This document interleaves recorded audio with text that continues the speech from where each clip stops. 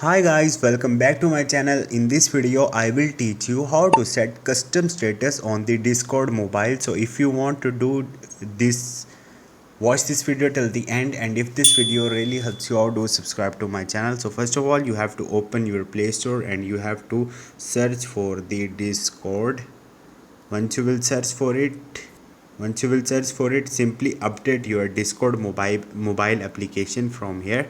Once you will do it, after that you have to open your Discord, and on the right bottom you will see profile icon. Just click on it and you will see your profile. So simply click on the set status, and on the last you will see set a custom status, and here you will see different options, and select according to your choice, and right here hi, and click on the save. You can select your time according to your choice and then click on the save.